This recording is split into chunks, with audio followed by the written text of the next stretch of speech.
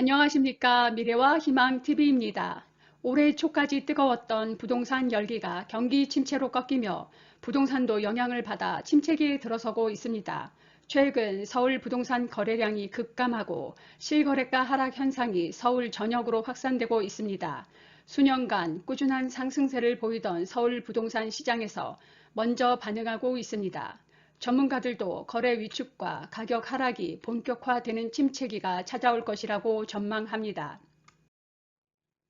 양도소득세 절세, 급매물 위주 거래. 5, 6월까지 팔아야 하는 양도소득세 절세 급매물이 나오면서 실거래 가격이 떨어지는 데다 서울 아파트값이 4주 연속 하락했습니다. 고가주택 대출 규제와 코로나 사태로 강남 지역 하락세가 이어지며 매수자도 관망세로 돌아서고 다른 지역도 오름세가 꺾이고 있습니다. 전국으로 서서히 확산. 4월 16일 한국감정원 발표에 따르면 전국 기준 아파트 매매 가격은 지난주 대비 수도권은 상승폭 축소, 서울은 하락폭 확대, 지방은 전주 하락폭을 유지하고 있습니다. 서울은 대출 규제, 보유세 부담, 세계 경제 성장률 하향 조정 등 서울 주요 지역은 대체로 급매 위주로 거래되며 하락세가 지속되고 있습니다. 서울 대단지 신축도 하락. 서울의 경우 강남 4구와 용산의 대단지를 중심으로 낙폭이 크고 대단지 아파트 중심으로 2,500만 원에서 1억 원 하락했습니다. 고덕동, 고덕 그라시움, 고덕 레미안 힐스테이트, 잠실 S, 트리지움, 잠실 파크리오 같은 선호도가 높은 신축도 떨어지는 상황입니다. 총선 후 호가 낮춘 급매물, 절세 매물 증가, 6월 말까지 팔아야 다주택자 양도소득세 중과 배제를 받는 점도 매물이 많아진 주요 요인일 것입니다. 시장에 내놨던 양도소득세, 보유세, 절세 매물의 호가를 추가로 더 낮추는가 하면 총선 결과를 보고 규제 완화가 어렵다고 판단한 다주택자들의 실망 매물도 나왔습니다. 서울 재건축 실망 매물 급매 수억씩 하락. 총선에서 여당이 압승하자 강남 주요 재건축 단지에서는 보유세 강화, 재건축 규제 등의 기조가 계속될 것으로 보고 호가를 내린 급매물이 쏟아지고 있습니다. 분양가 상한제, 재건축 초과 이익 환수, 재건축 인허가가 장기화할 수 있다는 우려가 나오고 있습니다.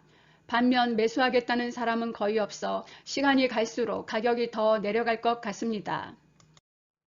4월 16일 기준 강남구 매물은 9,240건으로 한 달 전 8,854건과 비교해 약 400건 급증했습니다. 최근 한 달 사이 서울 25개 자치구 가운데 강남구 증가폭이 큰 것을 볼 수 있습니다. 재건축 초과 이익 환수제, 안전진단 강화, 민간특지 분양가 상한제 등 재건축 관련 규제를 강화해온 만큼 앞으로 사업 추진이 쉽지 않을 것으로 전망되기 때문입니다. 매물은 쌓이는데 거래 건수는 눈에 띄게 줄어들고 있습니다.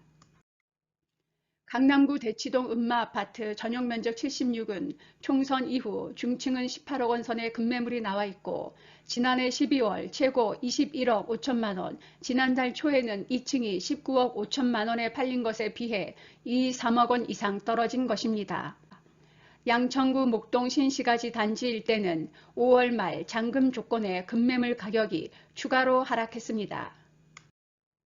경매 시장은 서울 고가 아파트는 작년만 해도 인기가 있었습니다. 다주택자를 겨냥한 정부 규제가 늘어나면서 지난 연말 정부가 시세 15억 원 초과 아파트에 대한 대출을 전면 금지하면서 수요가 뚝 떨어졌습니다.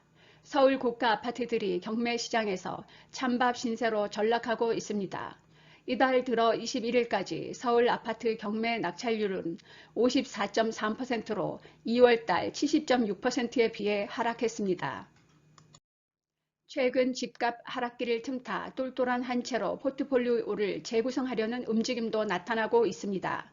양도소득세, 보유세가 다주택자에게 불리하게 적용되다 보니 비인기 지역의 주택들 정리하고 인기 지역의 집 한 채로 갈아타겠다는 것입니다. 초고가 주택은 지금 코로나발 경기 하락으로 주택시장이 하락세로 전환한 가운데 시세가 수십억 원을 넘는 초고가 주택시장에서는 되레 호가를 더 올려 제시하는 사례가 나오고 있지만 장기적으로는 초고가 주택 역시 불황을 비켜갈 수 없을 것이란 전망이 나옵니다. 경기 위축 여파로 고가 주택 수요자가 줄면 시세도 내려갈 수밖에 없습니다. 부동산 전문가들의 진단을 알아보겠습니다. 국내 가계대출 규모가 역대 최고인 상황에서 경기 침체로 수입이 줄고 집값 하락이 본격화하면 과거 금융위기 때처럼 하우스푸어, 역전세난, 깡통 아파트 등의 사회적 문제도 일어날 수 있는 상황입니다. 최악의 상황을 가정하며 보수적인 접근 방법이 필요하다고 말합니다.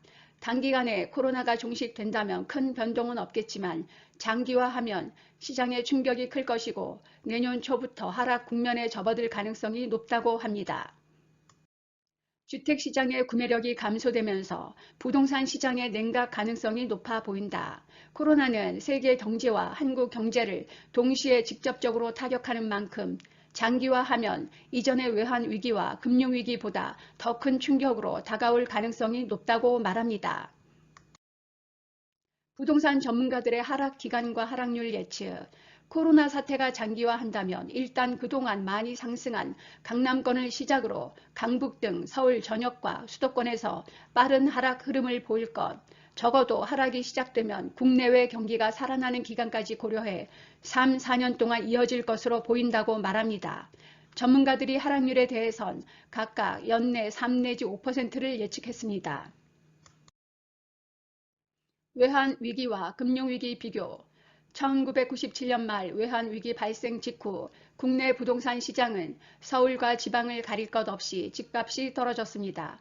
한국감정원에 따르면 1998년 한 해 동안 전국 집값은 12.4%, 서울은 13.2% 급락했습니다. 관련 통계를 작성한 1986년 이후 최대 낙폭입니다. 2008년 금융위기의 충격은 주택시장을 장기간 하락 장세로 몰아갔습니다. 전국 집값은 2008년 9월까지 오름세였지만 리먼 브러더스 파산 이후 2008년 10월부터 약 4년간 하락 장세가 이어졌습니다. 적어도 연말까지는 관심 지역에 대해 유심히 살펴보고 투자 방향을 보수적으로 잡아야 한다. 아무리 저금리에 유동성 자금이 많다고 하더라도 지금은 투자 시기가 아니다. 단기적인 접근보다 중장기적 시각으로 시장의 흐름을 살펴야 한다. 어디가 가장 타격받을까? 부동산 시장이 타격을 가장 많이 받을 지역으로는 그동안 가격이 많이 오른 지역, 즉 강남 3구와 마용성 지역 등의 가격 하락 가능성이 높을 것이고 고용, 생산, 투자가 감소하고 공급 과잉으로 주택 수요 창출이 쉽지 않은 지방이 큰 문제가 될 것이라고 전망합니다. 재개발, 재건축 시장과 경기 영향에 민감하게 반응하는 상업용 부동산 시장은 타격이 클 수밖에 없다고 말합니다. 규제 완화와 대책. 재개발 재건축 사업과 주택담보대출의 규제 완화, 종합부동산세 완화, 자금 조달 계획서 제출 완화, 3기 신도시 개발이나 서울 도심 교통망 확충 등의 경기 부양 효과 정책 적극 활용할 가능성, 서울 아파트 수급 불일치로 재건축 재개발을 통해 도심 내 주택 공급을 늘려야 한다고 말합니다. 매수자 입장의 대응 전략은 고점 대비 30% 정도 떨어진 가격에 나온 매물은 잡을만하다. 기존 주택 매수보단 청약, 급매, 경매, 공매 등 주변 시세보다 싸게 살 기회를 노려라. 무주택자는 지금의 조정기를 매수 기회로 삼아야 한다고 말합니다. 코로나가 장기화하면 전국으로 하락은 번져갈 것이고 회복은 제일 먼저 가장 많이 하락한 곳이 될 것입니다. 시청해주신 여러분 감사합니다.